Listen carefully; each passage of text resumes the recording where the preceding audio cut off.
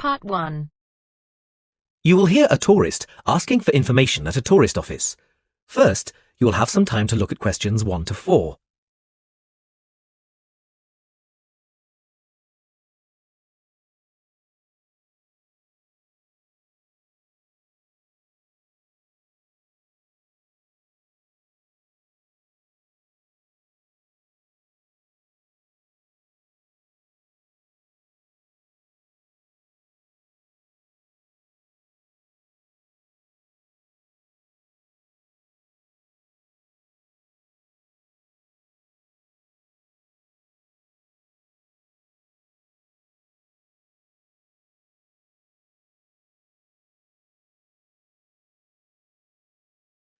Now we shall begin. You should answer the questions as you listen because you will not hear the recording a second time.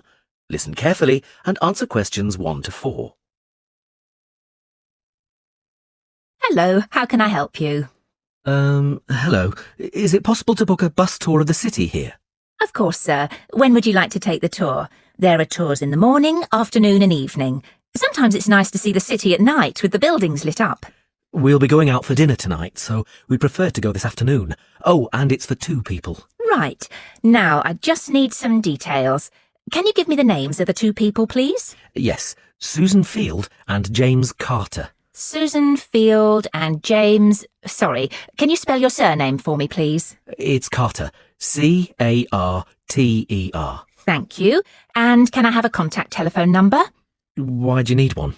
Just in case we have to cancel the tour and need to contact you. I see. Well, my mobile number is 07988 636 197. That's 07988 636 197. Now, can you also tell me which hotel you're staying at? The Crest Hotel. Oh, no, sorry. That's the hotel we're staying in next week. It's the Riverside Hotel. Oh, the Riverside is a lovely hotel. Are you enjoying your stay? Yes, we are, very much. We'd definitely recommend it to others. Oh, I am glad. Now, I can book you on the tour at 4 p.m. Would that suit you? Alternatively, there is one at 2. 2 would be better for us, please. Right. That's booked for you, sir. 2 people at 2 p.m. today, August the 14th. You pay the bus driver when you get on, and it's £4 per person. Thank you very much. Before you hear the rest of the conversation, you have some time to look at questions 5 to 10.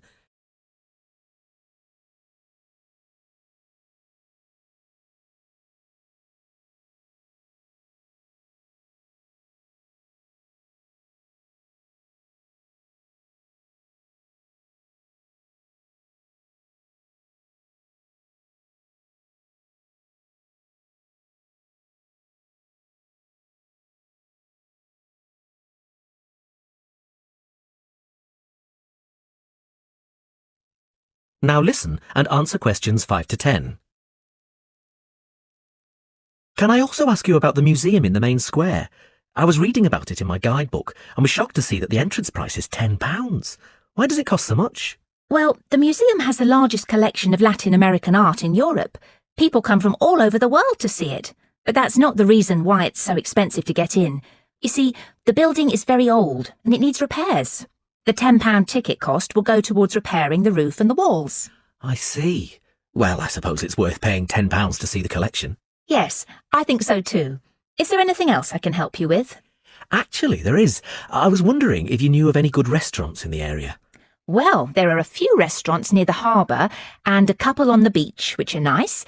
The problem is that the smell of the fish market is quite strong down there. I don't think my girlfriend would be very pleased. I know what you mean. It's not very romantic, is it? My advice would be to go to the next town. It's bigger and the restaurant selection is wider. You can get there by taxi and it only takes about 10 minutes. The town is quite picturesque. Is it for a special occasion? Yes, it's my girlfriend's birthday, so I'd like to go somewhere special. Do you know any of these restaurants well enough to tell me about them? Well, I know about a few of them, and there are pictures in this leaflet here. Oh, this one here is lovely, the Bellevue, and it's extremely popular. It has a famous chef, so it's not cheap, but the standard of the food is very high. It's right by the sea, and there are wonderful views if you get a good table. Then there's the Lighthouse Cafe. You can see the picture here, which isn't really a cafe at all. In fact, it's a great restaurant, and a lot of TV celebrities and actors eat there.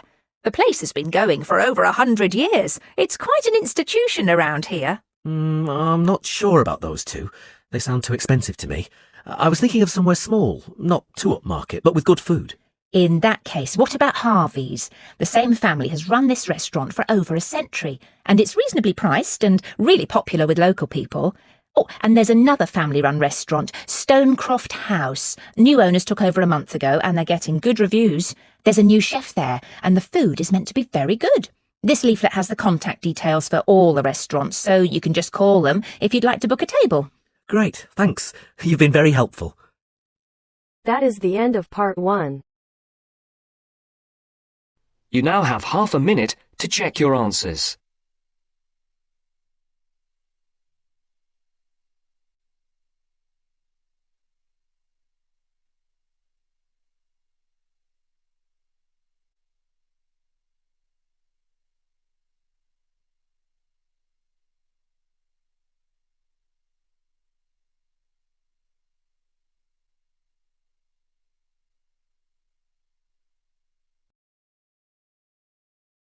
Now turns to part 2. Part 2. You will hear a presenter interviewing a student on a radio show. The student is talking about her experiences of mountain climbing. First, you have some time to look at questions 11 to 14.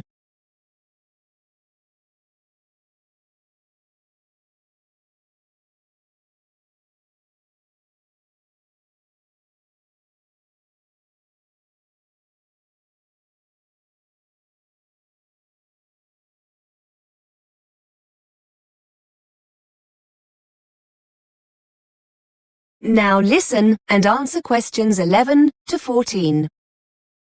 Welcome back to BURS, your independent student union radio station. We're looking at some of the incredible feats one or two of you have been up to during your summer break. I'm with Catherine, who's going to tell us about her successful climb of one of the most iconic mountains in the world, Mont Blanc. Catherine, tell us a little about your achievement. Well, actually, it was the second time I've reached the summit. The first was in 2007, the year before I came to university. People are often surprised to hear how popular the mountain is with climbers. I've read somewhere over 30,000 people attempt the climb each year, and around 200 people a day summit during the summer season, so it's very crowded up there. Unfortunately, it's also potentially very dangerous. In July 2007, the month before I did my first climb, the death toll reached 30, mainly due to bad weather conditions. The sheer number of people can cause falling rocks, which only adds to the danger. Before you hear more of the interview, you have some time to look at questions 15 to 20.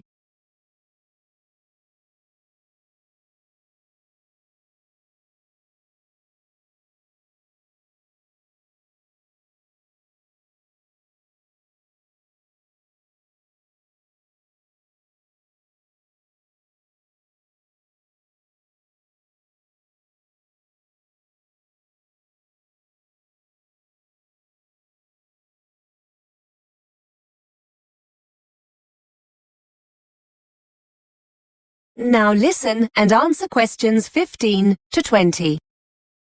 So why did you do the same climb twice? And was it easier the second time around? In many ways, they were totally different experiences. The first time I went as part of an organised group. There were about 20 of us, and we took 4 days to summit. It was much more of a sociable experience compared to the second climb. This year, I decided to go solo with just one overnight stop. I felt more confident having already summited once, and I wanted to face the challenge of being in control. Actually, you're never really alone. There are other climbers and groups around all the time, but I suppose being alone made me feel more intrepid. The first climb was quite difficult as the weather was very changeable, and we found ourselves climbing in very cold, windy conditions. We were in a group, so we offered each other encouragement, but it was still very difficult. The weather this time was wonderful. Plus, I also spent a few days beforehand in Chamonix and acclimatized myself more to the altitude. This certainly made it easier. You can achieve the same thing by climbing some of the smaller peaks in the area first, but I wanted a more leisurely start. It was fantastic. I thoroughly enjoyed it. Did your experiences on the first climb help you the second time around? I'm wondering if you have any useful advice for others planning on doing something similar. Well, because the climb's becoming so popular, I think people don't always give it the respect it deserves. And I'm not talking here about the physical condition you need to be in to take on a challenge like this, or having the right equipment. That goes without saying. I think what took me by surprise more than anything else was the extreme weather conditions, even in the summer. For those who want to summit in a single day or two, the climb will often start early in the morning, so you'll need to make sure you're wearing enough layers to protect yourself from the cold and wind. You'll be glad of this when you hit queues and find yourself standing around, waiting to move on. Then at the other extreme, around midday, you must make sure you're fully protected from the sun, or you're likely to get very badly burnt. Whether you climb alone, in a group, or with a guide, that will depend on your own experience. But however you decide to go, it's essential that you take your time and get used to the altitude. Okay, many thanks for taking the time to come in and tell us all about it.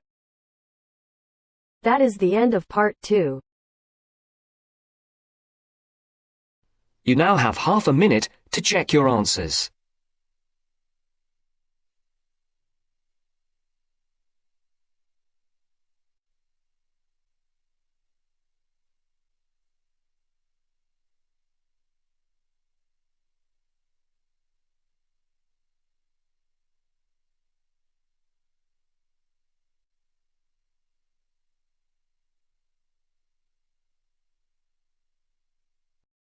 Now turns to part 3. Part 3. You will hear a talk about the Yellow Plaque scheme in Sydney. First, you have some time to look at questions 21 to 26.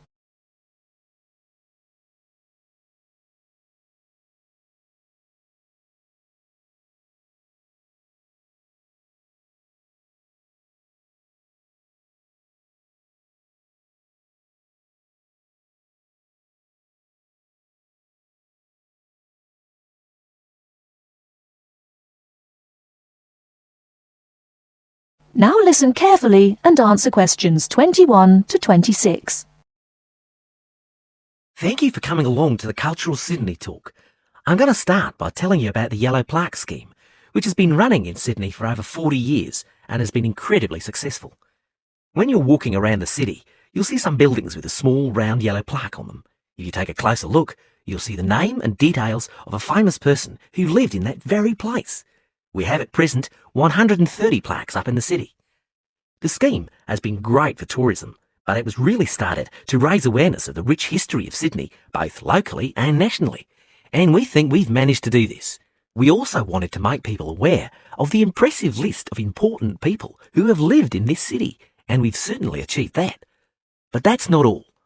Although not part of our original aims, the scheme has also helped preserve some of the older and more important buildings in Sydney, because people now know that these buildings are a link to our past.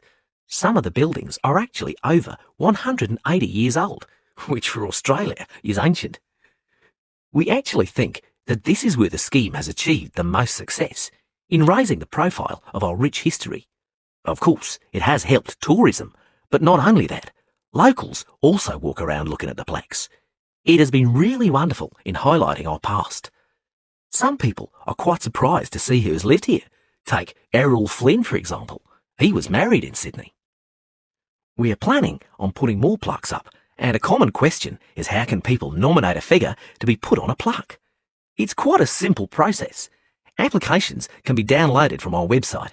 If you want to nominate someone for a plaque, you just need the person's name, where they lived, and you need 3 signatures to approve your application. Our panel then checks that all the data you've submitted is correct, and hopefully, within a year, a new plaque will be erected. But you can't nominate just anyone. A plaque can only be given to a person who is famous and has achieved something out of the ordinary, like an important politician or world record-breaking sportsman, for example. We aim to have 50 new plaques up within the next 3 years, and we have plenty of funding to do so. Our funding comes from 3 sources: the local council, community donations, and the Tourist Board. Whereas in the past, the Tourist Board put in the majority of funding, now public donations count for 65% of all total funds. In fact, our funding is so healthy now, there are plans to expand the scheme. Before you hear the rest of the talk, you have some time to look at questions 27 to 30.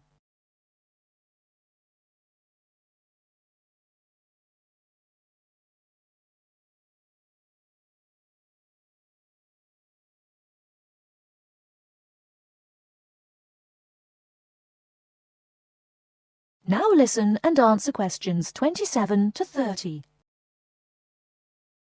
At the moment, we only have yellow plaques for all the famous people, but we are aiming to produce different coloured plaques so that people can do specific walks. For example, if they are interested in famous sports personalities, they can do a tour following the red plaques, the colour we are aiming to use for these people.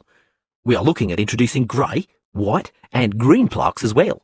We are thinking of using grey plaques to signify people who have done important work within the government, and white plaques for those who have done good works in the community. Lastly, our green plaques we think will be very popular.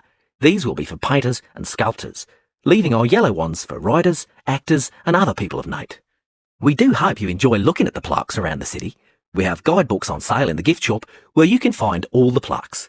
These are priced at $11.99.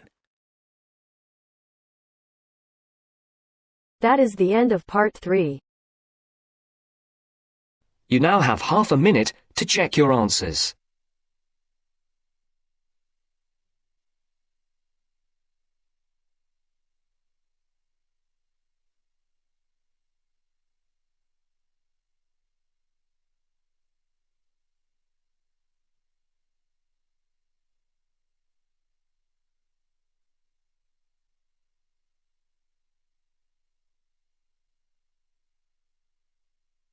Now turns to part 4. Part 4. You are going to hear a lecturer giving a talk about work placements for psychology students. First, you have some time to look at questions 31 to 40.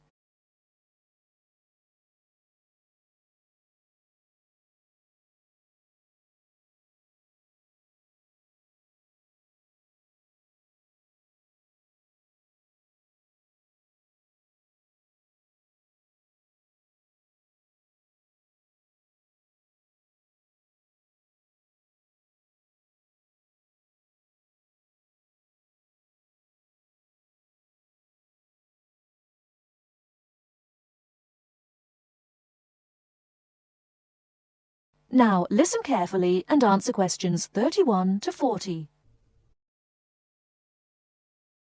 Good morning. I'm here today to talk about the placement that's offered to all psychology students. As you all know, this takes place in the third year of the Psychology BSc. I'm here to explain a little about the placement and how the process works. A lot of preparation's involved in getting these placements right, so you need to be thinking about this now. Students taking up a placement year benefit immensely from the experience. To find decent employment in the field of psychology, the chances are you'll need to undertake some form of postgraduate training, such as one of our master's courses. These courses invariably demand experience in the field you intend to study. So being able to gain this experience during your undergraduate degree is a great advantage. There's a lot to be gained from joining the scheme. Of course, it will help you identify the areas of psychology you may or may not be interested in. And you'll develop transferable skills such as problem-solving, team-working, communication skills. Skills that employers demand and that graduates often lack. Also remember that the placement will offer you networking opportunities to become acquainted with key players in your field. Many of our students who've completed a placement year take up a position with the same employer after graduation or after successfully completing postgraduate training. In fact, many of our students from previous years now hold influential positions in the police, the health service and the private sector as a direct result of their placements. The placement you choose will depend very much on your own area of interest. Those of you who have a particular interest in research can opt for a placement in a hospital unit, here or abroad, working in areas of forensic and clinical psychology. A post here can be very rewarding and allows you to contribute to qualitative and quantitative research data and learn practical research skills you can use in your coursework. For those who prefer hands-on experience of working with patients, there are a wide range of options available. We have links with several charitable and public sector organisations that support stroke patients and people recovering from serious physical trauma, for example due to motoring or industrial accidents. You'll have the opportunity to help them deal with long-term clinical treatment and pain management. There are several opportunities to work with addiction and rehabilitation units. The kind of experience you'll gain here can be very wide-ranging, for example, offering you the chance to observe group therapy and one-to-one counselling sessions for anxiety and anger management classes. Students are encouraged to give their reaction to sessions during regular team meetings, which can often be of benefit to both the student and the organisation. For those of you interested in the application of psychology in education, we have a number of students who take placements working with children with special educational needs. Students in the past have worked as teaching assistants and contributed to teacher training workshops. There's a lot more information about this on the website, including case studies written by some of our previous students. These will give you a much wider and richer picture of our placements. As I said earlier, you should already be giving this some serious thought. Our placement officer, Greg Smith, will be able to advise you about the organisations we have contacts with, and we've worked with in the past.